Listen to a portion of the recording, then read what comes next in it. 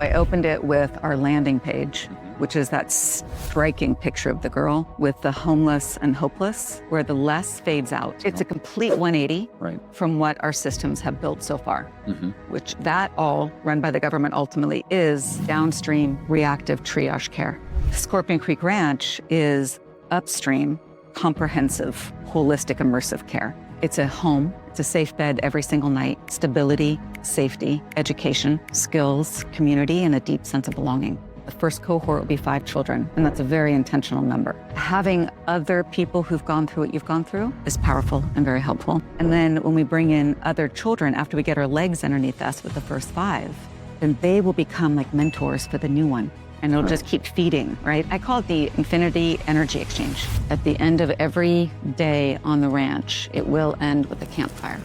They will talk about their day. They'll sing songs, they'll tell stories, they'll roast marshmallows. But that feeling of sitting around a campfire and then going and climbing into your warm, safe bed is how every day will end. What is your greatest hope for humanity overall? That we come back to the importance. Hey everyone, welcome back to the Love Conquers Fear podcast. I'm back from beautiful San Francisco. The weather was just gorgeous while I was out there, and I stayed with one of my best friends, Bong Sa, who was my very first board member back in the Core Metrics days. I was 26 years old, and a lot of times as an entrepreneur, you just really need someone to believe in you. And he really believed in me, and I learned so much from him about fundraising and running a company. And a lot of love to Bong when he watches this. It was just an amazing relationship, and really fun to see his kids and his wife, and his twin daughters are 24 and actually graduated from Tulane University, and now they're going off to Tulane Medical School. And my eldest daughter is at Tulane, and she's a junior. And that's a good lead into a book that I just finished. By now, if you've been watching the podcast, you know I'm all about synchronicity and the Celestine prophecy. And I was reading this book that was recommended to me by a friend called Into the Magic Shop. And it's by Dr. James or Jim Doty, D-O-T-Y. And unfortunately, he passed away in July, or I was going to reach out to him and have him on this podcast. But he had a really improbable childhood. A lot of just crazy childhood trauma. His father was an alcoholic. He grew up in circumstances where his mother didn't really protect him from all of that. And he went into a magic shop, just because he was a kid, like trying to see what they had going on. He couldn't really afford anything in there. And the owner of the magic shop, Neil's mom was in town. And Ruth took a liking to him. She saw something in him, and she decided to take him under her wing. And she said, if you want to learn real magic, I'm here to teach you this summer. And at first he was really freaked out. What does this mean? She said, look, it's not magic tricks. This will really change your life. You'll be able to manifest what you want in life. And what she taught him over that summer is how to meditate, how to gain control of his mind, how to open up his heart, how to really lead from the heart, think from the heart, and ultimately how to manifest his dreams. It reminded me a lot of Dr. Joe Dispenza and the book Breaking the Habit of Being Yourself. And it's an amazing book. It's very technical too, about how much the heart is connected to the brain through the vagus nerve, and how much interaction they have. And you'll learn a lot in reading that book. But by the end of the book, and I'm not really spoiling anything, you could just see this if you looked up his bio, he went to Tulane Medical School. And he ultimately became a man of amazing prominence, had a lot of ups and downs in his life after he manifested what he ultimately thought he wanted in life. He actually found out that what he thought he wanted wasn't what he actually wanted. And she had warned him of that. Ruth had told him, always manifest from the heart, because what you think you want isn't always what you actually want. But amazing book. I could not recommend it enough. I'm also reading a new book that was recommended to me by another friend, and it's called The Raw Contact, RA, and it's the subtitle is Decoding the Law of One. And the law of one is basically in the highest vibratory field of the universe, it's all about love and light, and that every creature in the universe ultimately has to climb this learning journey with their soul to manifest more love and light. And it's pretty weird. I'll just tell you right up front.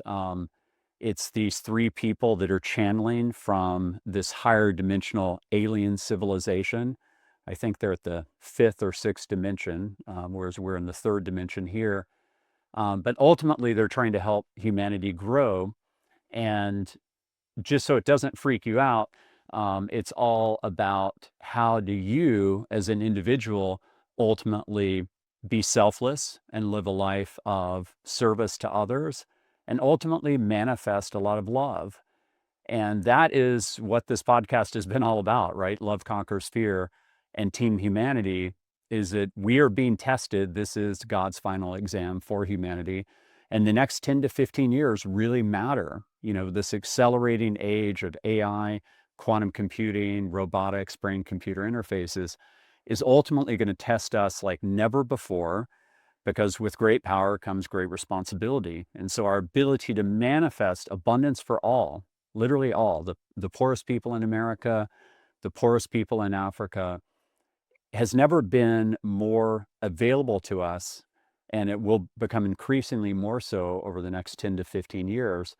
But it's all up to us. We have the free will to ultimately choose that or remain in our self-created matrix where we're in this manipulation machine. And we really are. We're being manipulated constantly by social media. We're getting dystopia pushed to us all the time, constantly manipulated by the media, the algorithms. I'm a big believer in the free press, as I've said many times before, but algorithmically, we're getting pushed the most negative stuff all the time. And if we just sat back and received that, we'd think we live in a dystopia, and that's not the actual reality that we're in.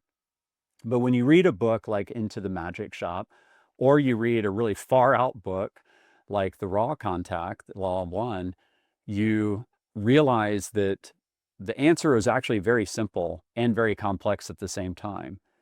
It's a very simple answer to say, lead from the heart, manifest love, really be of service to others.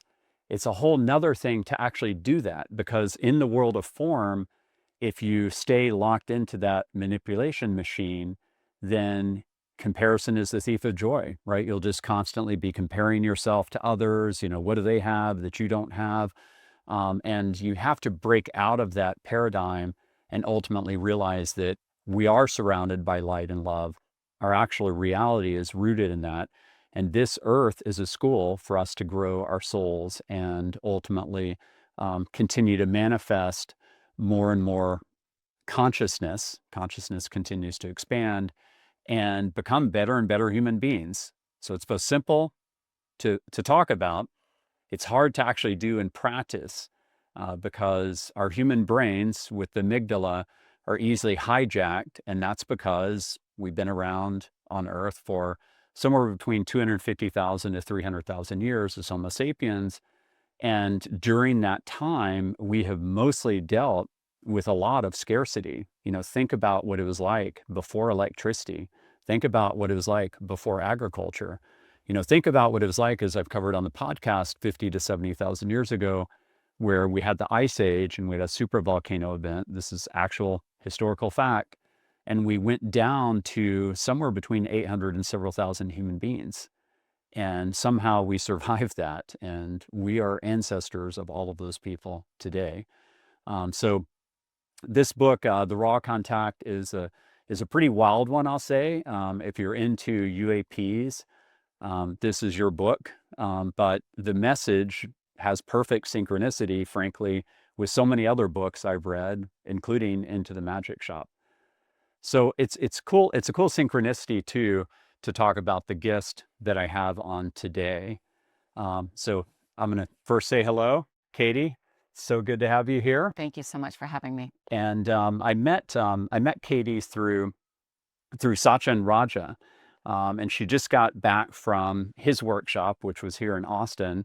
And in the next episode, you're going to see an interview between me and Satyen. I met Satyen at the Renaissance weekend, and we just had instant chemistry.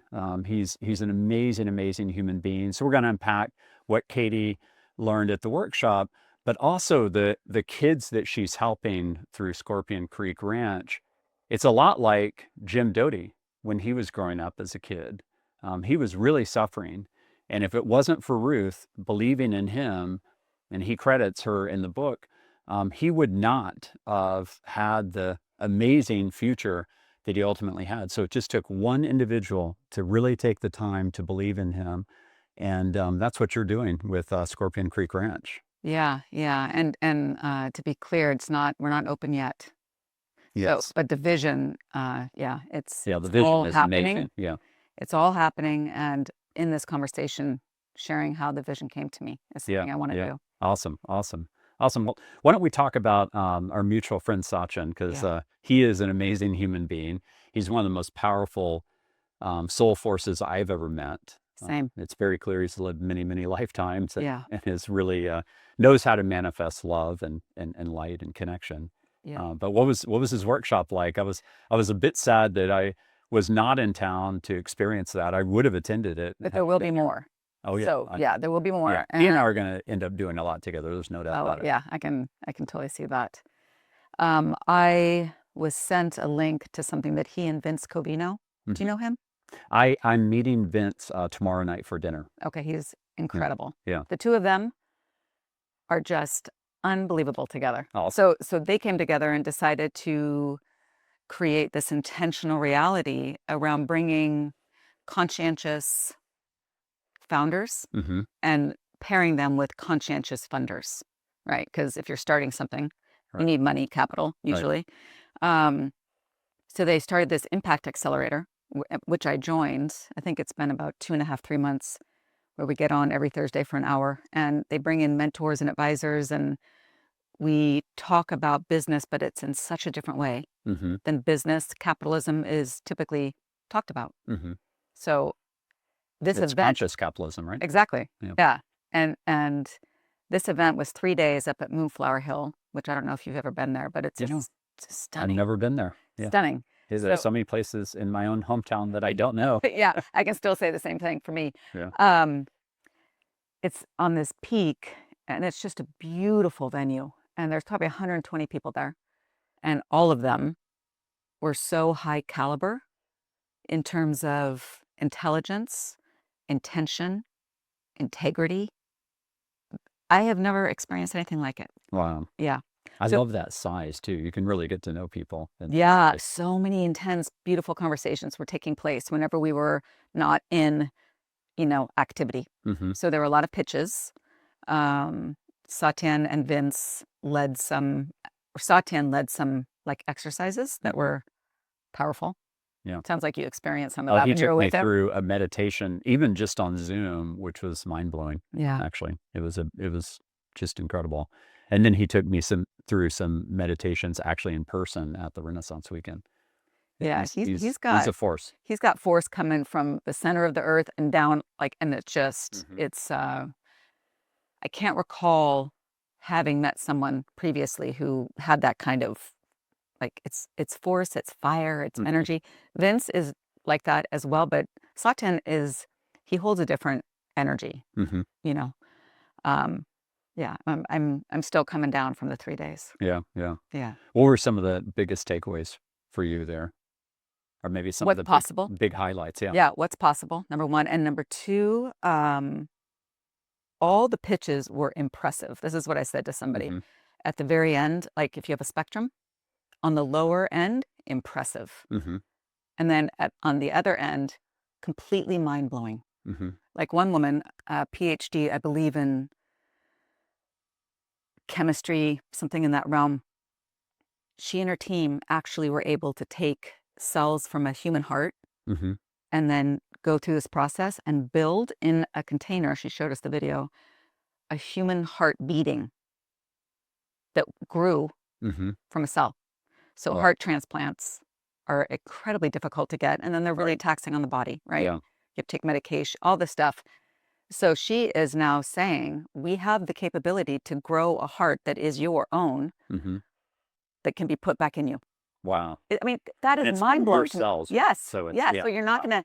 So it's not going to reject it. It's not gonna reject Yeah. it, Yeah. and you don't have to take lifelong medication, which she said can destroy your kidneys and all that. Mm-hmm. So that was huge. And the other one that I wanted to mention to you, there was a presentation by a man named Christopher, and I don't know his last name, but it was extremely high level, and the message was that they are gathering people, powerful people, to take back our excuse me, not that politics and religion go together, the political realm of our country. So the Democrats and the Republicans are kind of different versions of one another. And there's a lot of fighting. So a lot of stuff isn't getting done. Like we're not really focusing on the people, which is what their roles are. And they have figured out how to get, I think it's 3 to 5 independents into the House, Mm-hmm. so that it can actually start to control and shift this polarity, this dynamic that is happening. And I really wanted to be able to hand off the website to you or something. I will get it for you, but this needs to be shared so that we can shared within powerful realms, circles of people, so that we can stop this train wreck. Right. I have a good connection for them. I'm close friends with Nancy Jacobson, who is the CEO of No Labels. Okay. And No Labels is a very big centrist bloc. Okay. And it's my type of politics because I believe that there are a lot of policies on both sides that are worth considering. Absolutely. And frankly, most of the country is in the middle. I know. But in this manipulation machine, like I was talking about at the beginning of this, you wouldn't know it because the algorithms are such where the craziest thing that someone on the far left or far right says is going to get pumped up in the algorithm because it wants to hijack our amygdala because that is where we click. And their argument would be, well, if you're not interested in it, don't click on it. But the reality is that that's like saying, there are all these foods, you probably have seen the episode with Jason Karp. That was episode 3. There's all this science and food chemistry now to keep us addicted to this junk food. Yeah. And so, it is manipulation and it is a choice. It is absolutely 100% unequivocally manipulation. And I have an example of that I heard about, gosh, probably 4 or 5 years ago that just has stuck with me. And this was secondhand, but it was in reference to a good friend of this person's who was sitting at the airport in Denver with a friend.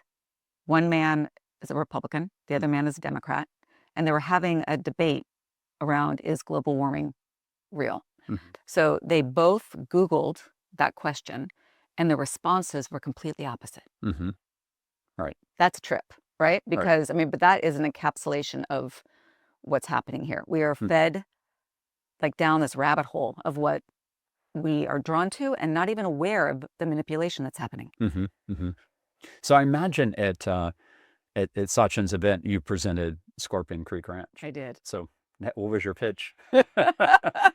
Oh man, I really vacillated between all these different approaches. Right. And I was grateful that I was on the second day because I had the opportunity to hear some other pitches, get a feel for the people that were attending this event, right? And it helped me to make the decision. And the key was at the end of the first day, Vince was closing it down, Vince Covino. And he shared this story of how he and his wife, Kim, they had 4 boys and they wanted more children, but she had 2 miscarriages. And they decided, okay, we're done. Then one day he had a message, his version of that is from God, that you're going to have 2 more daughters. So they decided to try, and they have 2 more daughters now. All right. And so he's telling me that story, and I'm sitting in the front row because I always love being in the front row. And his eyes are welling up as he's telling the story, and my eyes are welling up because I was so moved. And I found him afterwards, and I said, I just want to thank you for sharing that story. And I want to thank you for being so vulnerable and sharing what I call lightning bolt moments, like it's something coming, right? Yeah. That's very clear. And I said, I'm going to tell that story about how this vision came to me. So like all these experiences, if you pay attention, the dots are placed in front of you. Right. You know? Oh, yeah. If you're open. Yep, for sure. So you have to be open. You have to be open. Yeah. And then it's up to us to execute, whatever that means. Right. Yeah. But the path is put in front of us. Right.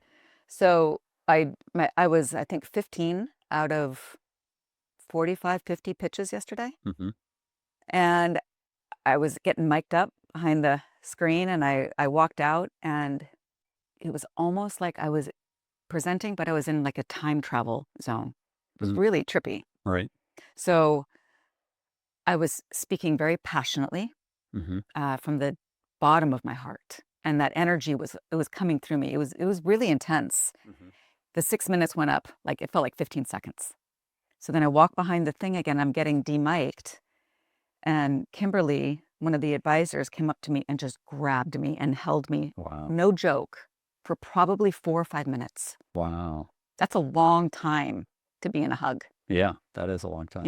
And she said, she was just like, that was so moving. Wow. And so I was just like, oh, thank God, because for me, public speaking used to be an out-of-body experience, but not in the same way I'm talking about now. I just had a fear of it. Right, of course. Yeah. But I've been doing this for Scorpion Creek Ranch now for a few years. Presenting to Rotary and Junior League and private dinners and all these places. And I've really noted that my anxiety around public speaking has almost gone away. Yeah. Well, you're speaking from the heart, and this is your soul song. And so when you're doing something that you're meant to do, then it does make the fear eventually go away. And that's actually, a huge thesis of what needs to happen with humanity, is that we need to conquer our own fears and radiate love for us to do it collectively. But we have to walk the path. Abraham Lincoln had this great quote where he said, if you want people to walk in a certain path, you yourself must walk that path.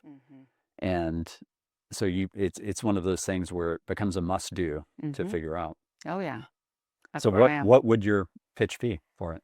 Oh wow. Well, I had slides that prompted me, right? So I opened it with our landing page, which is that striking picture of the girl with the homeless and hopeless, where the less fades out. So we take them from homeless and hopeless to home and hope.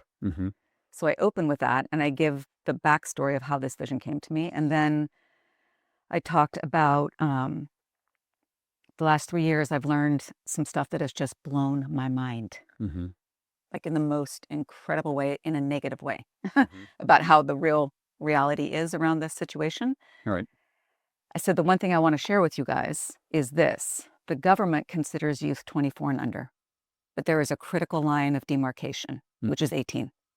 One would think children under the age of 18 would have more access to help, when in fact, they have far less access to help. And the reason for that is that legally they're supposed to be with their parents. Right. But if their parents fail them, theoretically, Child Protective Services should step in, but they don't. And the reason is they only open the most extreme cases, 10% of phone calls that come in. That's it. Has to be really extreme. And it's typically small children. So the teenagers don't even get on the radar. Right. So they run to the streets if their home life is too hard, traumatic. And then the help that they find is, I'm off my pitch now. I'm going out a little bit. That's all right. That's right. A little bit. Yeah. So what they find in their community, if they are born into a family by no fault of their own, when they're young, they have no power to leave. And when they hit puberty, they realize they have agency and they can run. So they go to the streets. But the thing is, we're talking, they're getting as young as 10, 11, 12. But I'm talking more 14 to 18 is our group. They run to the streets and they have no idea that, the sex trafficking is insidious and pervasive. Yeah. And I've talked to the head of Homeland Security in Governor Newsom's office. I've talked to CIA, FBI. Like, the stuff I've learned is mind-blowing. Yeah. So there's sex trafficking, really dangerous drugs, fentanyl being one of the top, cold, hunger, fear, and maybe one of the most difficult is the stigma, the response that these children get from the eyes of the people in the community who look at them as if they're choosing this, when in fact there is no help other than maybe a temporary shelter for up to 3 weeks. Right. And then the child's put back on the streets. Wow. Literally. I met with a child protective services person, and she was on the verge of tears. She said she had 80 open cases, and she had kids, 15, 14, 16, who she knew were being sex trafficked. But all she could do was go out and give them condoms, tampons, socks, a coffee card, and I'll see you next week, because there's nowhere to take them. Right. Literally no shelter for them. Literally. Wow. So even the mission, like 95 to 98% of the shelters that are out there will not accept an unaccompanied homeless minor. Wow. That is shocking. Yeah. And you know, the way that you would describe Scorpion Creek Ranch, if you were to say it's a home for children aged 14 to 18. So it's a complete 180 right. from what our systems have built so far, which that all run by the government ultimately is downstream reactive triage care.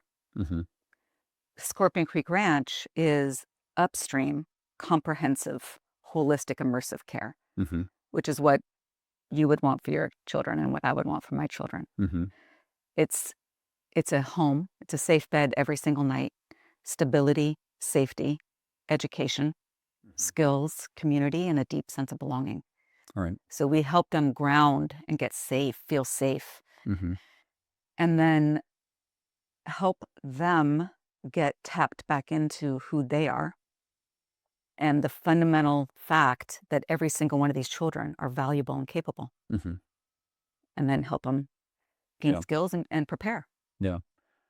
And how do you look at the staffing for something like that? Like I mean, you're hiring, you've got to be hiring some very, very soulful people that really can handle, you know, yes, that's a good word. Yes. Trauma. I mean, because it's so hard to even talk about. Like one of my good friends actually here in Austin is this guy, John Nime, and he fights sex trafficking, and I'm going to have him on the podcast, and we go on long hikes together, and it's just so hard to even contemplate.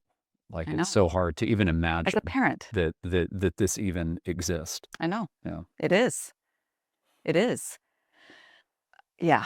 I mean, I could tell you stuff that would just blow your mind. And I don't want to name anybody in particular because I for a lot of reasons. But I did speak with somebody very high up in government. And we were talking about sex trafficking. And I was describing the model of Scorpion Creek Ranch. And he said, oh, I've heard of things like this. And they haven't really worked that well. And I kept thinking, I would say, I understand that, but this is different. And I said, let me ask you something. How is the sex trafficking so bad when the perpetrator is known and they don't get apprehended? And he said, well, I'll tell you this. A sting costs a lot of money, takes a lot of manpower. So the optics are not good if we arrest 1 to 2 people.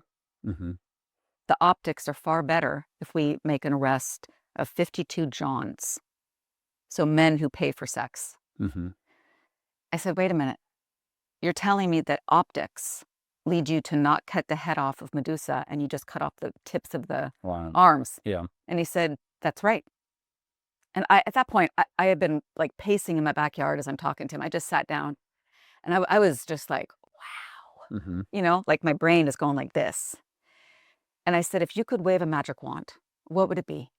And he goes, well, I think it would be that we would have more beds for boys. And I said, is that because there's a disproportionate makeup of boys and girls being sex trafficked? And he said, no. He said, we don't have nearly enough beds for girls, but we have nothing for boys. Wow. And I said, you know that, so are you guys taking action? And he said, well, we've been gathering data for 25 years, and it's just the last few years that we're really realizing this. And at that point, I'm just, All right. okay, what does it take to have action occur. Mm-hmm. So at that point, he said, what can I do to help you? And I said, well, I would love the channels of communication to remain open.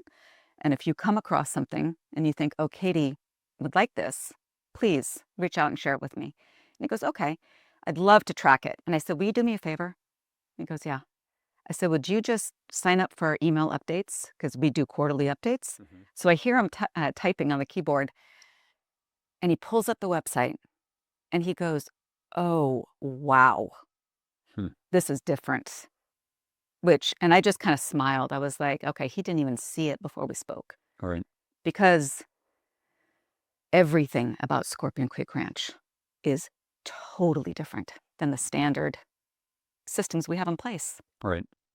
What are some of the big differences? So if we talk about a child who is under 18 on the streets with no safe family or home, the best that they can find is a temporary shelter for a few weeks. Mm-hmm. The opposite of that is for a child who is seeking help, who comes onto the ranch. We're talking about a 30 to 50 acre, beautiful rural property. Mm-hmm. So being immersed in Mother Nature, we all know Mother Nature is healing. Right. Everything that we're going to execute on this ranch is of the highest quality. So we are going to have a huge organic garden with hoop houses. We're going to have a couple horses, cows, goats, bees and dogs and chickens. Mm-hmm. The kids are going to build out their own 150 square foot cottage with the mentorship of a general contractor and his guys who's already on board. Mm-hmm. So if you picture going through that process of building out this cottage, the child is going to start to feel connection, mm-hmm. pride, confidence, trust, and then that little cottage will become their bedroom, and they can decorate it and have their own warm, cozy bed to climb into every single night. Mm-hmm. That is the starting point. If you think of Maslow's hierarchy of needs, which was in my presentation, mm-hmm. you cannot expect a child to reach self-actualization if you don't first give a child a bed. Mm-hmm. So the food is going to be very high quality. The food is the heartbeat, and education is the backbone. Mm-hmm. So I am, food is my love language. You know, I used to have restaurants that focused on slow food, and I believe that we have become so disconnected from our food. Mm-hmm. And so being able to show the kids and have them get their hands in the soil and learn how to grow food and harvest it and then cook and sit at a dinner table and eat with people that are safe. Mm-hmm. All of these touch points are grounding and healing, right? So it's what I gave my kids, and I'm sure it's what you've given your kids, mm-hmm. you know, is that really safe, stabilizing home life. Right, for sure. So the 3 pillars are hearth, health, horizon. Mm-hmm. So we give them a home. And the health is, you know, we'll take them to go see a dentist. Mm-hmm. They likely haven't been in a long time, if ever. Get them to a doctor, get a baseline with a physical health, mm-hmm. and counseling. So their mental, physical, all that health is right there. And then the horizon is all about grounding them and tapping them back into themselves and giving them the skills, because they don't have any skills really. Right. Giving them the skills to launch into adulthood and become thriving, tax-paying, loving citizens. Mm-hmm. This is not rocket science. Right. This is so simple. Yeah. And so the education is a critical part, like I said.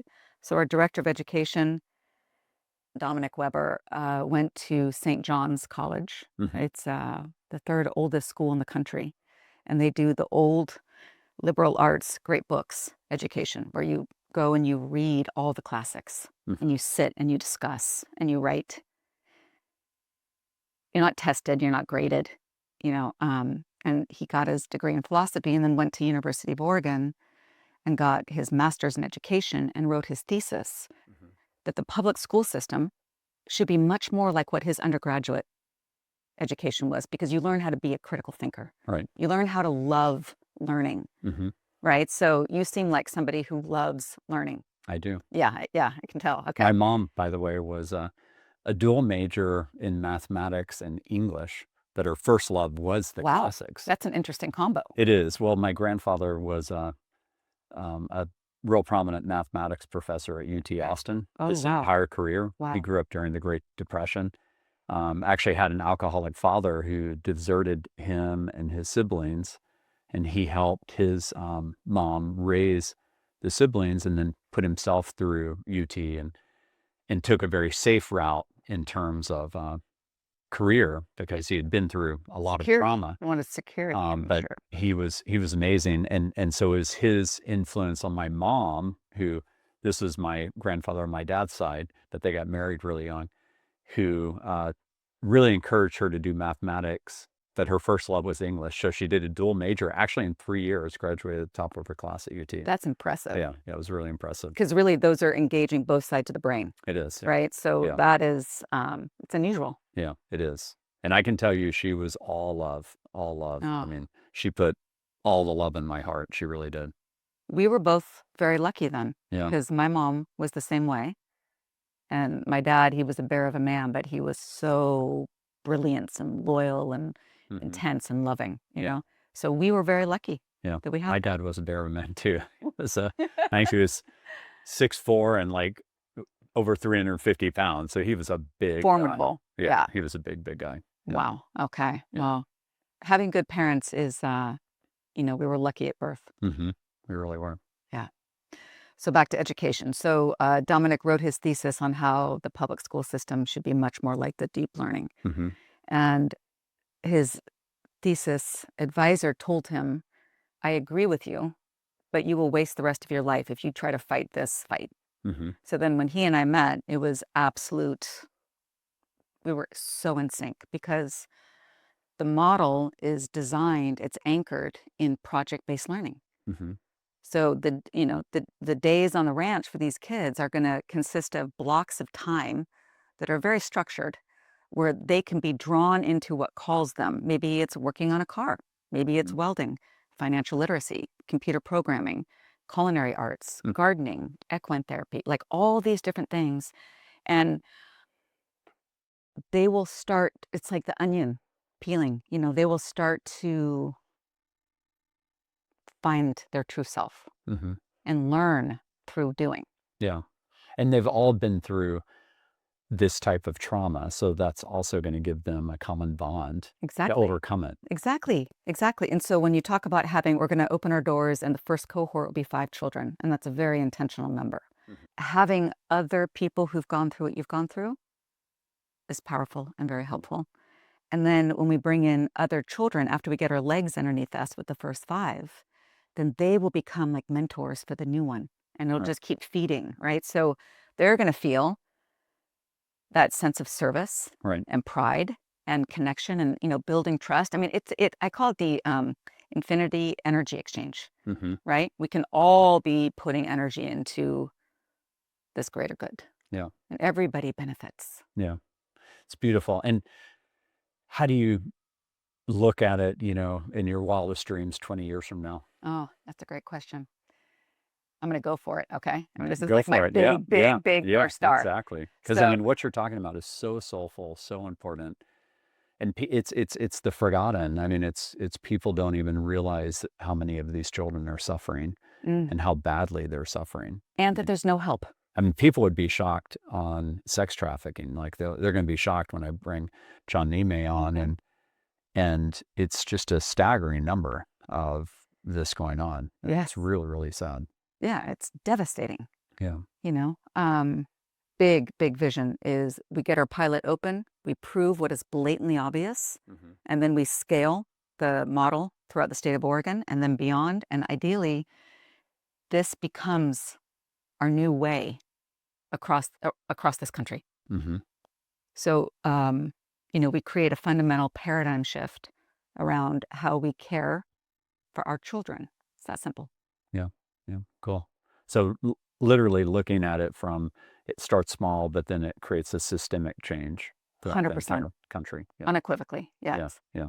Yes. Awesome. So what was your big divine spark for this? A real quick backstory, which I'm happy to go into deeper after I give you my download of the vision. I have 30 years lived experience. My sister was diagnosed with schizoaffective bipolar. Okay. 30 years ago. That's a dual diagnosis of bipolar and schizophrenia. So it's really severe mental illness. Mm-hmm. And so after our mom died in 2002, it became my dad and I, shoulder to shoulder. I say I became a warrior on the front lines over and over and over again, like more times than you could even count, fighting for my sister's life Mm-hmm. when she was on the streets in a full schizophrenic break Wow.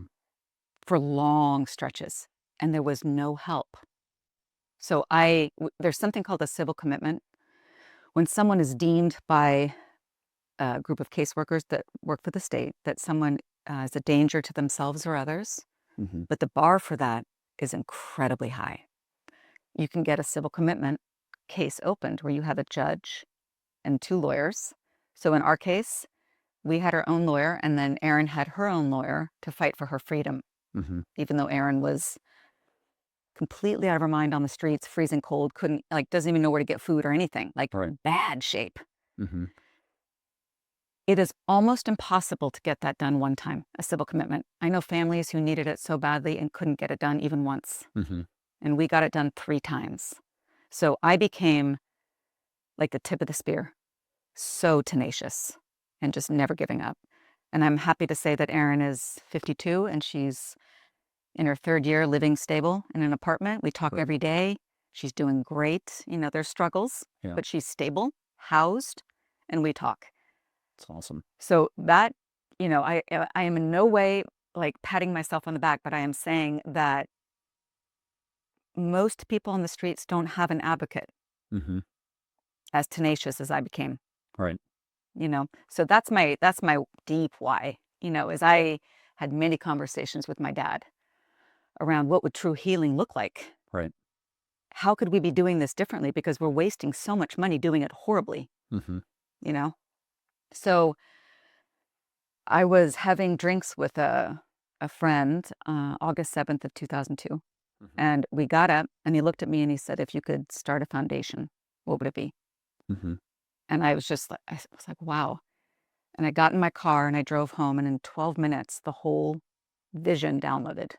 Wow. That's all I can call it, right? Yeah. Because I walked in and I said to my man, I am going to open a ranch to bring homeless teenagers, 14 to 18, to live, to help them heal, to give them skill sets. Mm-hmm. I'm going to have a whip-smart, heart-centered team and take really good care of them.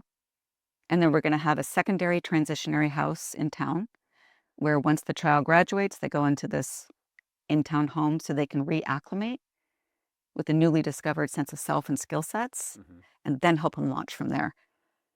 And he looked at me because, keep in mind, I had never, not one time, considered getting into the homelessness space or starting a nonprofit. Right. This was so far out of left field. Yeah. And it came that clearly. I have to imagine there was a Rocky Balboa look in your eyes, though. It's eye of the tiger. Oh, yeah. And then I was left with like, okay, how do I do this? Mm-hmm. But luckily, I have a vast, deep entrepreneurial background in a lot of ways. And I just knew, okay, I just figure it out. And so I started meeting with elected officials, executive directors of nonprofits, educators, parents, just everybody. And I did this deep, deep, deep dive. And I got an awakening on the realities. Because I too was one of those people who before I started this, I would see these kids on the streets. I was never scared of them. I know people are sometimes. I would look at their eyes and I would imagine them at the age of 2 or 3. And I would think, I wonder what happened. Because the child doesn't choose this. Of course. Yep. But if it's really that bad, they would go get help. There's plenty of help out there. That's what I used to think. Right. So I'm here to say there is not. And I always like to look for a silver lining. And I feel that the silver lining around this issue around homelessness is that it presents an incredible opportunity. So that's what we're doing. Wow. Yeah. That's cool. Yeah. And I have to imagine you said your man. Is it your husband? Or? Yeah, we're not married. That's why it's always my boyfriend, my partner. Like, I don't know what to call it. Yeah. I'm almost 55. Right. And it just feels weird. Yeah. But I have to imagine he was supportive. He's incredibly supportive. Good. Yeah. So, I've had like 3 threads weaving together throughout the last 3 years. One is building out the infrastructure of this model, which consists of getting our 501c3 from the IRS, which we did, board of directors, board of advisors, core team, and then the actual infrastructure that will execute once we open, but also building relationships with all the elected officials, mayor, DA, county commissioners, city councilmen, both in my hometown of Eugene, but also over in Bend, Oregon. I just met with the mayor 2 weeks ago.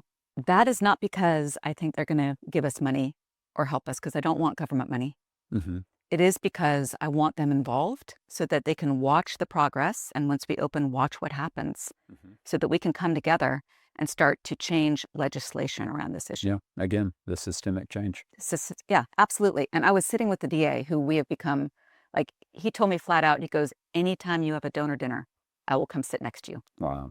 Which I've done. We're doing another one on November 7th, and he's going to come with me so that he can speak from his professional lens. He sat on my left, so that's why I'm doing this. All right.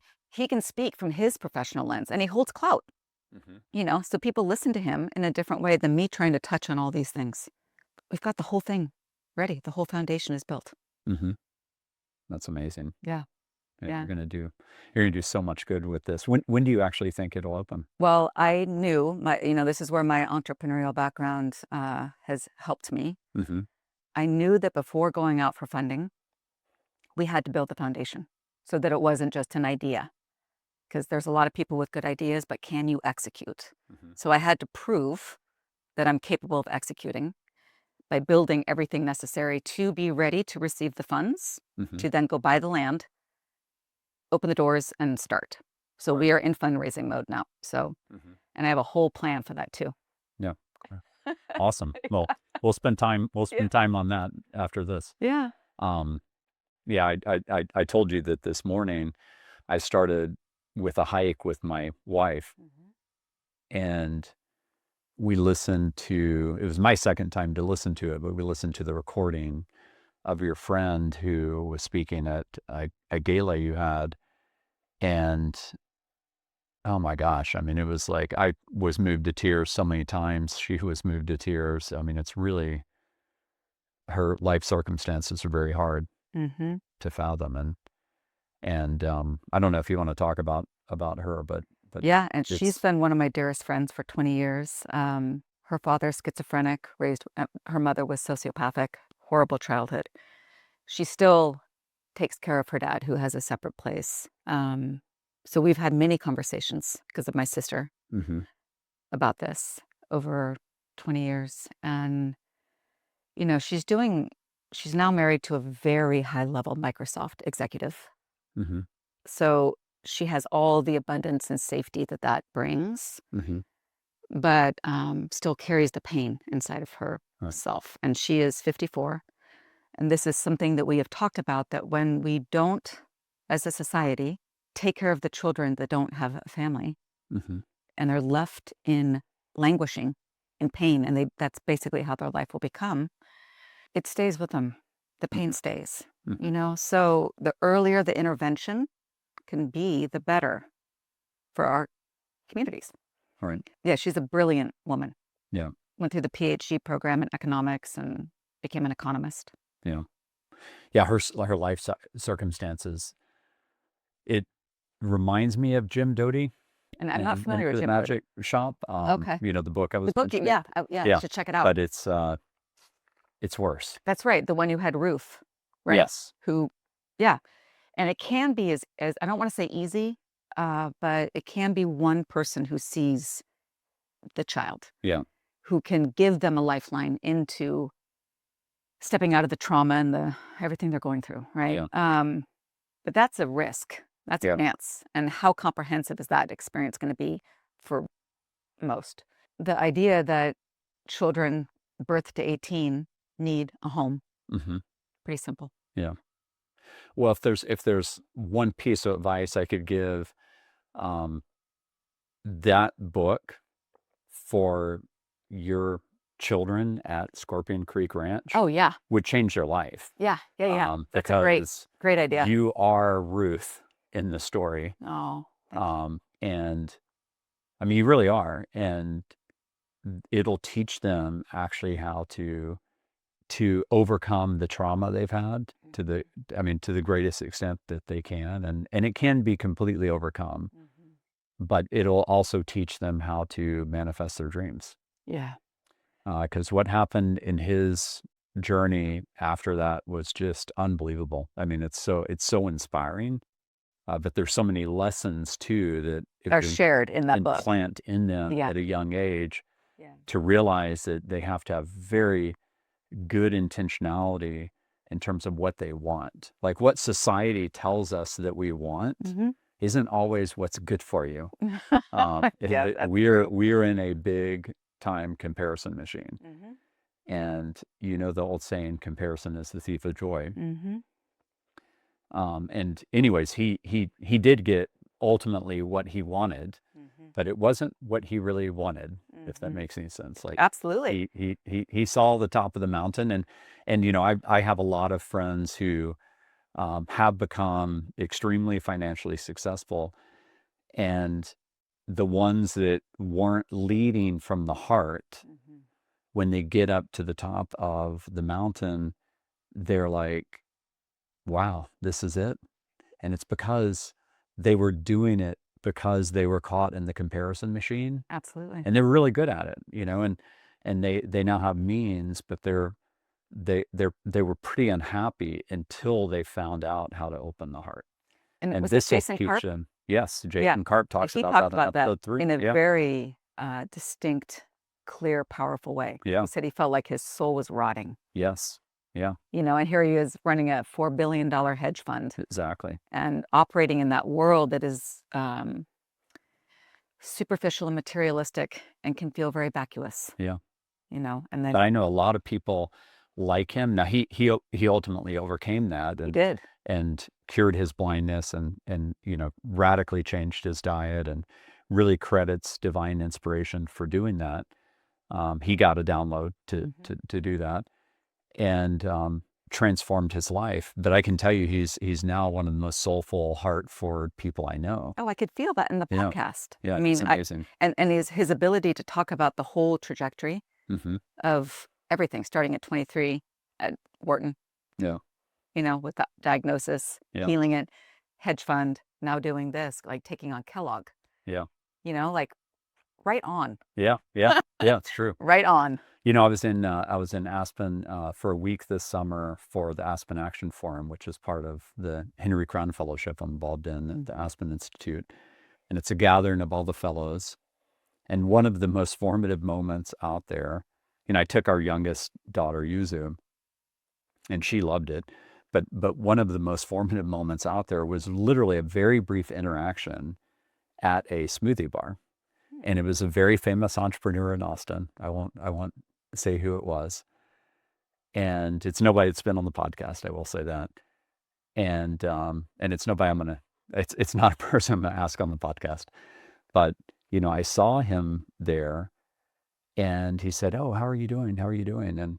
And I talked about my wife first. I talked about our kids. And it was clear that the only thing he wanted to know was how much I sold Data.World for to ServiceNow. That literally he could not tell you at all what a single thing that I'd said about my wife or kids. And that was all he wanted to know. And I didn't learn a single thing about how his wife is doing, how their kids are doing. Yeah. And this is a person of great means. Yeah. And he hasn't graduated to the Jason Karp level. Yeah. He's still just stuck in the comparison machine. And that's really common among my wealthier friends, where, well, I'd say my wealthier acquaintances. My actual friends, like my close friends, are not like that. Yeah, I would imagine. Close friends like that. It's hard to hang out with people like that. Right. So, but you can see them coming like so fast. Oh, yeah, totally. It's just this immediate, you know, it was part of the reason, frankly, that I moved from the Bay Area back to Austin. And not everybody in the Bay Area is like that. But more often than not, in the Bay Area, when we were living out there, it was a constant assessment on whether or not they're wasting their time by meeting with me. You know, like, what do you do? How well is it going? Et cetera. versus the deep connection. And one of the things, Austin has this problem, and Texas has lots of problems for sure. We're definitely winning capitalistically, but I think we're losing on many social levels. But one of the things that I can tell you that's really different about Austin is you can be sitting next to one of the most successful people you've ever met. And more often than not, you will never know because you're talking about things that really matter. Yeah. There's a lot of I'm happy to hear that. That is great news. Yeah. It's very intact here. And it's been here, we have the Tao of Willie, that fan. Willie Nelson is like the god. I saw him 2 summers ago in Redmond, Oregon. Oh, cool. And I was at a festival, the Farewell Fest Festival. And I mean, he was the last act on a 3-day festival. Big stage. The whole thing was packed and we were in the very back because the concert, Nathaniel Ratliff and the Night Sweats, if you don't know them, they're great. Yeah, I do. Yeah. They were before and they were incredible in concert. Yeah. So we get over to the Willie Nelson show and I couldn't even see him on the stage, but there were screens. Yeah. And I'll tell you what, just being in the proximity of him, yes, I felt totally satisfied. No, he's like a Buddha when he sings because he opens up the heart so much. Yeah. And it's funny. That's a little Willie story that's kind of funny. Deborah and I were at the Scala. We used to be very involved in the Nobility Project here in Austin. And we helped build this school in Kenya, in this area of Kenya that didn't have a high school. And it was an area where most of the people there, their parents didn't have cars, and they would hike to their middle school, 5-6 miles. And then there's no high school. So that was the end of their education. And this guy, Turk Pipkin, had this amazing idea to build a high school there with his wife, Christy. And ultimately, Turk is a pretty famous actor. He's really tall. He's like 6'8", stands out in a crowd. And he leveraged like his musical friends, his actor friends to really come together and help raise money for this. And so his galas were a lot of fun because he would have someone like Willie Nelson play. And that was when Deborah and I met him. And the funniest thing is, first of all, he just was radiating love, but we both put our arms around him. And afterwards, just such a loving person. Deborah's like, "Did you feel his hair?" And I was like, "Yeah." And we're like, "Oh my gosh, that's the softest hair we've ever felt." It's like one of those things. He's just such a beautiful human being. But hopefully it doesn't get me canceled by Willie Nelson. But I don't think so. But I can tell you, growing up here, he had that light from the very beginning. My first concert was seeing him. I was age 4. And my first concert was Willie Nelson. And part of the reason Austin has that heart is because of people like him that really put that into the soul of Austin, if you will, very early on. And I've always looked at Austin as the place where we really work on lifting each other up, which is actually the highest order of the universe.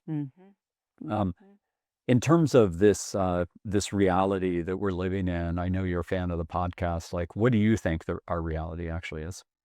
The best summary I can give is that for thousands and thousands of years, we lived as small groups, communities. The Industrial Revolution came and things started to really shift. And over the last 100 years, there has been an expansion around wealth and greed and corruption. And the way, I'll just speak to our country, not globally, but the way our country has been going for quite some time, we're just not being led with integrity. And there's a lot of reasons for that. And it's been trickling down. If you think of like a CEO of a company or a manager in a business, everything ultimately trickles down from the top, and we need integrity back in politics. And we need clean, clear news. Yep. Like our society is being fed so much BS. Mm-hmm. Yeah. We don't even trust the news anymore. Like, we're in a weird space right now. Right. So I think it is a combination of a lot of things, but I think at the anchor, at the root of it, is greed and corruption. Mm-hmm. You know, I've recommended this before on the podcast, but if you don't read Fix the News or the Progress Network today, you should. Okay. Because you have to, I was having this conversation in San Francisco actually with this Israeli couple, and it was very clear that the husband and wife, that the wife is only taking in negative news. And I was telling her about these websites, and the thing is that the algorithms will bury the positive. They are being written about. There are amazing scientific breakthroughs happening every single day in a world of 8.2 billion people. They're amazing acts of love and beauty, but the algorithms bury them because they are seeking the goal of maximizing advertising revenue and subscription revenue. Absolutely. And so it's all about how the algorithms are manifesting that goal. And it took the Progress Network, I think, 3 years to get to 50,000 subscribers. But it's amazing. I mean, it'll really rewire your brain in terms of the beautiful acts that are happening every day and the beautiful breakthroughs. I'm guessing, like, because you feel hope, right? When we're exposed to the constant sensationalistic clickbaits where the words are the most extreme and fear-inducing. Right. Whether one is conscious of it or not conscious of it, hopelessness sets in, and that's rampant. Would you describe yourself as a very spiritual person, or how do you think about spirituality? My mother was one of the most spiritual women I've ever known. I described her when I was growing up as an angel that never fully landed on earth. Wow. Because she was so tapped in, extremely esoteric and brilliant. Yeah. When I was a child, I resisted that.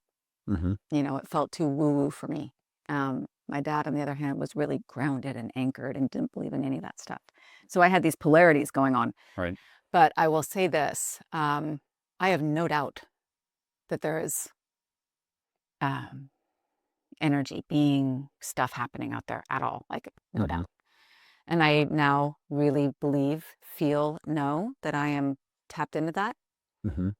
And doing this work, like, I was put on this earth to do Scorpion Creek Ranch. Right. Everything that I've been through in my life was all preparation for this. Yeah.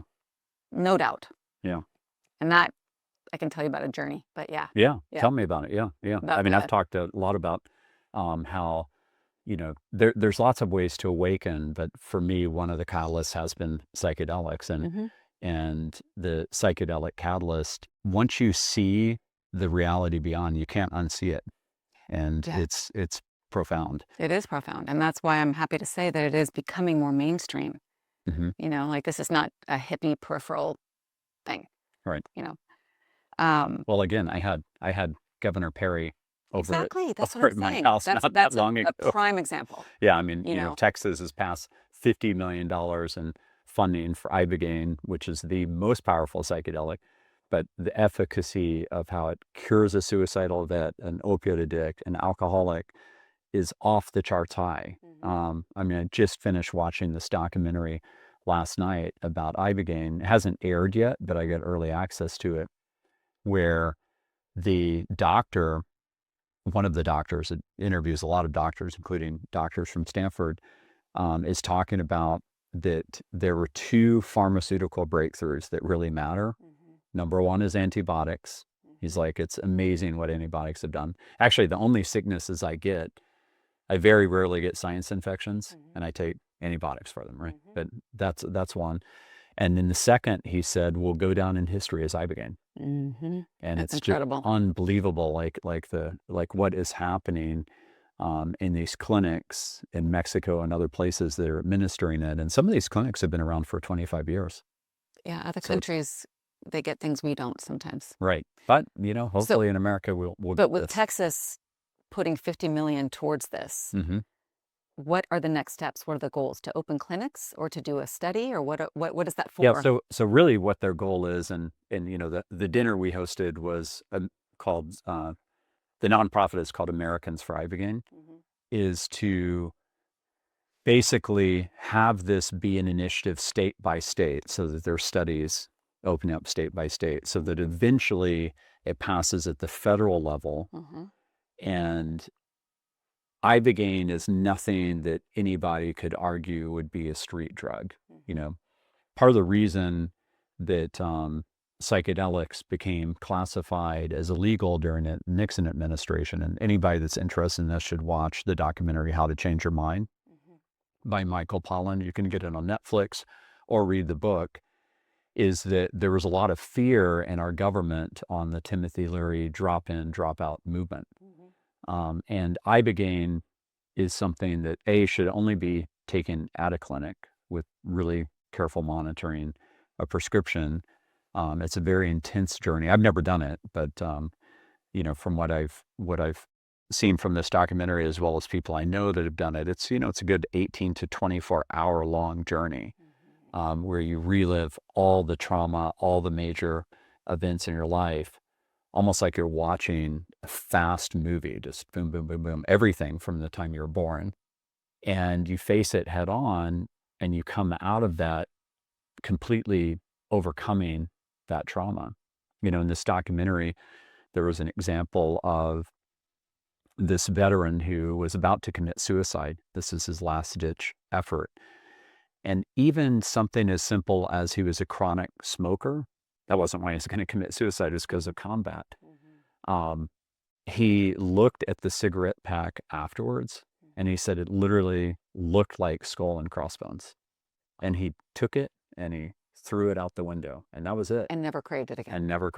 It completely killed his craving. Unreal. Yeah. I mean, really, and that also speaks to the power of the brain. Yes. Right? Like, of course it does. We're tapped into such a small part of our brain. And so this is a gateway to access the stuff that's been sitting there causing our bodies, somatically speaking, pain. Right. Because it's still being held. Everything is energy, as you know. So we're holding this energetic pain in our body. Yeah. And so this is a way. That's incredible. Yeah. And it comes from the Iboga plant, which is grown in West Africa, and tribal members have been using this for thousands of years. So in a way, we're rediscovering technology that we've already had, but in this culture right now. For during a time where we're in a loneliness and depression epidemic, we're in an opioid crisis, et cetera. And so there's great hope from Governor Perry, Brian Hubbard, myself, others involved, that this happens at a federal level, to really start with saving these vets and people that are addicts. Yeah. And cure them forever. I mean, it's really incredible. It's like an entire new lease on life for these people. In a way, that saying, like, I wish I could just pop a pill. Like when people are going through hard stuff, they wish they could just take something. Yeah. This is it. It's a pill that you go through a 18 to 24 hour journey with, but it is. Right.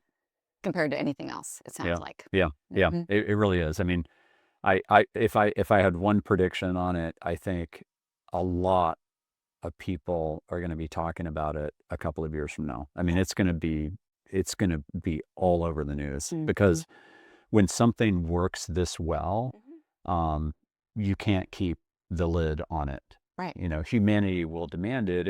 And in a way, it's like, in a very different world, it's like AI. Like AI is so astoundingly amazing that humanity is going to have access to it worldwide, because some technologies are just that good that everybody, and the intentionality of how we shape AI really, really matters. But this is, I mean, it's a miracle cure. Yeah, it really sounds like it. And for people to live in suffering, deep, deep suffering, that's a form of hell. When Governor Perry was giving the speech at our home that night for the dinner, there's a documentary being made on it, because there was a film crew here actually filming the dinner. He said you would have to be a completely cruel person when you know how well this works, if you knew how well this works, to not want someone that has that type of suffering to be able to take it. Yeah, to have access to be able to Right. be in relief of that. Right. And what would ever be a justification that could come out of someone's mouth? Right. You know? Yeah. Because that exact question. Yeah. You know? Yeah, powerful stuff happening. But I will also tell you with Ibogaine journeys, and there's a lot of articles about Brian Hubbard and the journeys he's had with it. It also gets them in tune with what our reality is as well. Like they see the reality beyond. So yes, it cures their suffering, but they also get a peek into source, heaven, consciousness, whatever you want to call it. But which reminds it's me, rooted in love. Absolutely, which reminds me of the DMT journeys. You know, when we talk about psychedelic medicine journeys, right? It's not for recreation, but to do an intentional journey. I've done 2 of them, DMT. Each one was 3 days with very highly skilled, experienced people leading it. And both journeys had different messages, but ultimately it was all love. I think that is the ultimate state of being, is love. Right. And we can access that. There's just a lot of noise going on right now. Yeah. Tell me more about that. Like, how do you actually see that? So the first time I did it, I remember I was nervous because the setting was... It's normal to be nervous. Yeah, thank you.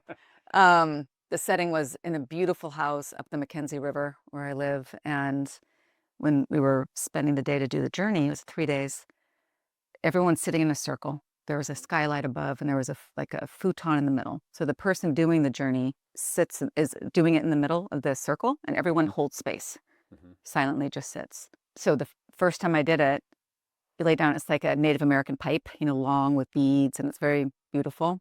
You take the hit of the DMT and it's instantaneous. I just laid back and it was like someone took me in a slingshot and just catapulted me into the galaxies.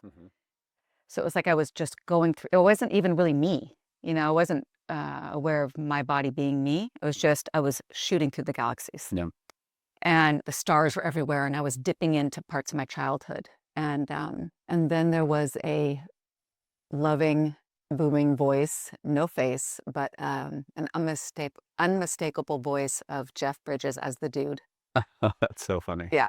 And all he said was, "The fucking ego, man." And that was like, and it was just Jeff Bridges' voice, like for me. And when I came out of it, I was absorbing all of it, but the feeling that my body had while shooting through the galaxies was that love is omnipresent. It's everywhere. Yep. And we are here to be love. Yes. My second journey was completely different. My father had just died 2 weeks before I had found him, and that was very traumatic, and because we were very close. And I really wavered. Should I go do this journey? But I decided to. So I'm not a big fan of being the center of attention. So the idea of doing a drug in front of strangers or people that I meet is hard for me.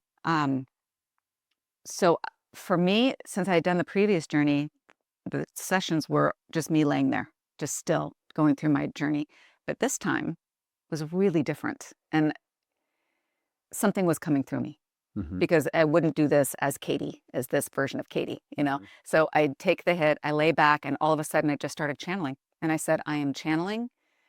I am literally channeling. And the message that is coming through is that while people are often in a state of pain and sadness and all the work that people are doing on themselves, really the highest thing that we can do to heal ourselves is to go out and be of service to those who are in real need.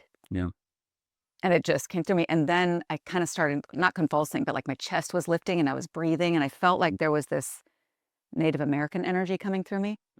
And the shaman woman running it, I wasn't saying that, but she lit sage. And then I had this vision of like everything was black. And I was coming in through the lower right corner as like a 5-year-old Native American girl wearing an animal skin dress. And I was just like looking around like, where am I? All right. And then I suddenly had this feeling that I was born to my parents, my mom and dad, to be here now to launch Scorpion Creek Ranch. And they combined gave me, because both my parents were brilliant thinkers and their parents were brilliant thinkers, right? So really high level of education and all of it. But I just had this deep sense that this is why I'm here. I know it is why you're here. I have no doubt about it at all.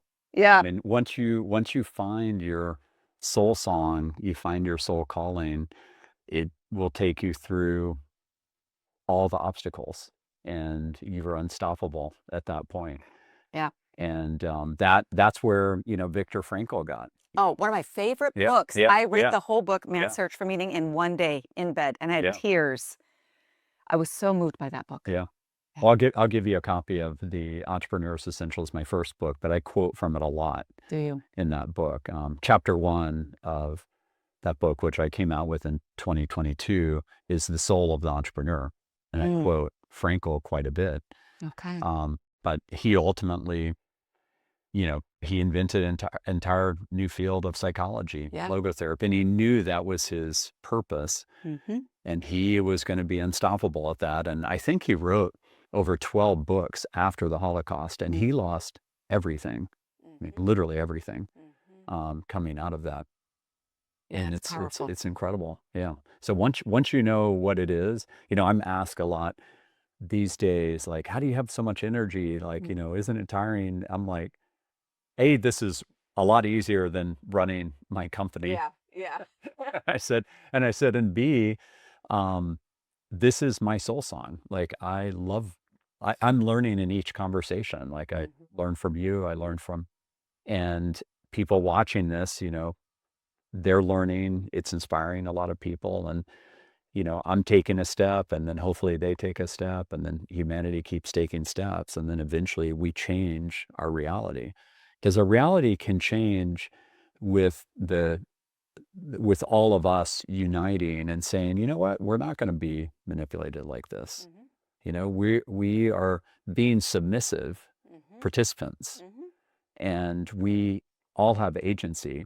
And one of the reasons I think that we're going to make it as humanity into this age of abundance for all is these accelerating technologies of AI, quantum computing, robotics, brain-computer interfaces are so powerful that it's going to let us manifest the change we want much faster individually, because we're all going to have superpowers that we can't really imagine today. I mean, people watching this, if they haven't already got in a ChatGPT account or got in a Gemini account or got in a Claude account and just started playing with this, that would be my first piece of advice, is like, just start. Episode 10 was with Morgan Linton, and we gave a lot of practical advice there in terms of start with a hobby you have. He talked about his dad and all of the Japanese scrolls that he collected, and that's where he started. Wow. He was a very early adopter in ChatGPT because he could take a photo of these scrolls and it would give him incredible information. You can now talk with the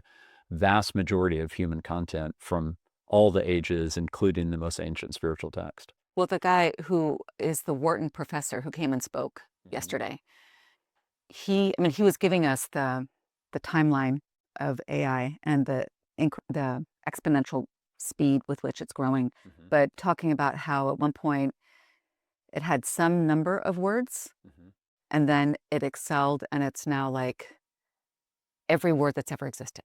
Right. That is reachable, in anywhere in the world. It has all of that at its fingertips, so to speak. Yeah, in every major language that matters. Right. And it's auto-translating too. So if you want to talk with content that is in native language Japanese, that you want to talk to it in English, it'll just automatically do that, which is kind of astounding. There's a lot that is astounding about AI. Yeah. And I would say that coupled with the AI reality, it's specific people coming together to exalt systemic change. Because there's a lot of people, just kind of head down, just doing their thing, living their life. and no judgment about that whatsoever. Yeah. But there are people that are surfacing that are saying, we can change this. Mm-hmm. It's going to take visionary people coming together. Right. People who can execute, people who can connect, people who can fund, because the old ways are not working. Right. So we need to find the people, we need to find our tribe, Mm-hmm. and then make it happen. Right. That's one of the most exciting things is that, you know, in the past, if you wanted to think about starting like a tech company to take on some giant, the way you thought about it is you thought, well, I haven't gone to a top school and studied computer science and blah, blah, blah, blah, blah. And that's melting away. Like the barrier to creativity is being shattered. And that's really, really exciting. But we really have to learn how to lead from the heart. And one of the watch-outs with AI that is bothering me right now is that it is being perverted by some. I mean, there's these AI chatbots that teenagers they really fake being sentient and they fake being in love with them. And, you know, there's been examples of teenagers already committing suicide because these chatbots are saying, hey, join me on the other side. And so how is that happening? There are companies that have created these basically interfaces on top of things like OpenAI to seduce people. You know, Is it intentional to do that to that it's degree? intentional. Oh yeah, for sure. Now, are they trying to make sure people kill themselves? No, they would definitely say they're not. But these things aren't governed very well. And so they're having these conversations, and ultimately these AIs, these large language models, are programmatically designed to delight you. And so if you want to have a dystopian conversation with them, guess what? It's going to go very dystopian.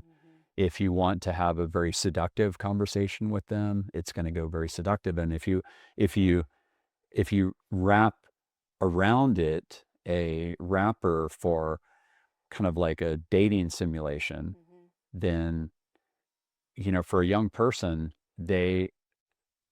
it's hard for them to know that they're not talking with a person. And the reason why is they don't identify themselves as ChatGPT. Like when you talk with ChatGPT, it says I. It says, I can do this for you. I can do that for you. Would you like me to do this? It doesn't say ChatGPT. And I actually covered this with Byron Reese on that episode. He made a lot of really good points on that episode about it. That's a choice, right? They could say ChatGPT says instead of I. Yeah, but they're intentionally wanting it to feel more alluring. Right. Right. Like Yeah. it's more comfortable and you're engaging with a friend. Right. Exactly. So, but it does need to have more interrupts to know if it's going too far, especially with someone young. And one of the things that I was really dismayed to see recently is ChatGPT. Sam Altman now has said, starting soon, they're going to allow erotica, and they're going to do it, you know, supposedly if you're a verified adult, but Come on. how easy is that for a kid to bust, you know? Kids are smart. Right. Very smart. Right. So, I mean, that's delusional to think that that's going to be a stopgap. I mean, you know, the capitalist argument would be, and I am a capitalist and I'm very much a conscious capitalist, is that there are many alternatives that will arise. And I do believe that. I do believe that. Yeah, but let's apply wisdom. Right. Totally. We totally have to apply wisdom. I mean, I'm on one board of directors for a for-profit company, and it's one that is the antithesis of the current social media paradigm. And I'll be able to talk about that more and more, and eventually have that CEO, one of my best friends, on the podcast.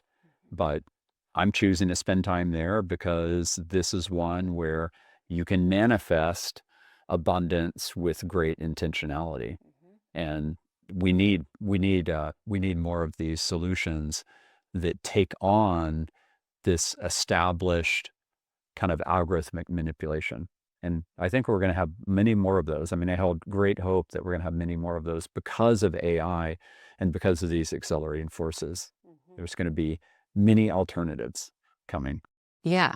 And again, that's what was one of the things that was so exciting in this 3-day summit, was hearing the possibilities. Big. Yeah. Big possibilities. Yeah. So I know there's a lot of potential.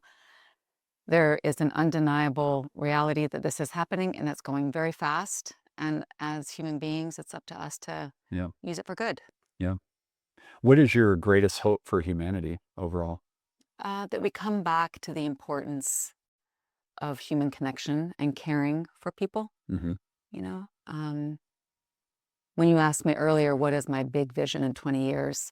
If I had a magic wand to wave, it would be that a model like this, so comprehensive and healing, would be used for people with mental illness, vets, elderly, and the children Mm-hmm. who don't have a home. And if you think about it, like if you really go big with that kind of shift, then the children who are coming out of those homes would stabilize, and then their children would be born into a safe, stable home. Mm-hmm. And we would start to really mitigate, if not break, Right. the generational poverty and trauma, right? And that is totally doable. Mm-hmm. So doable. Yeah. It just takes the right people. Yep. Yep. For sure. And we have to, proof is in the pudding, as they say. Yeah. Prove it and then scale. Yeah. Well, you're a beautiful soul. I Thank really you. love having this time with you. Yeah. I'm so glad you made the time. Oh, it's to an come. honor. This Well, is so fun. I thank love you. having really meaningful conversations. And I just can't wait to see Scorpion Creek Ranch launch, and then, years from now. I mean, I literally in my mind while we were talking, I was picturing, that student who then becomes in the future, 24 years old, and is talking about how it transformed their lives. Yeah. And I think you'll see them also jumping in to contribute back, Yes. coming back to Scorpion Creek Ranch to be teachers, to basically be conduits, be donors. Yeah. And I hope that we get this systemic change. I imagine that we will. Mm-hmm. I have great faith in humanity, Mm-hmm. but it's going to be a tall order over the next 10 to 15 years for sure. Yeah, it's a big task. Yeah. And it is the change makers. It's not for the weak of heart, Mm-hmm. but like I said, it's totally doable. And if I will leave you with one image that you can hold, Mm-hmm. is at the end of every day on the ranch, it will end with a campfire. Oh, cool. So if it's raining, under a pavilion. If it's not, then it's under the sky. Mm-hmm. And to me, that is the epitome of hearth, fire. Mm-hmm.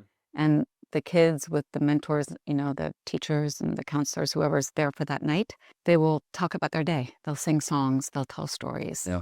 they'll roast marshmallows. Yeah. But that feeling of sitting around a campfire and then going and climbing into your warm, safe bed, Yeah.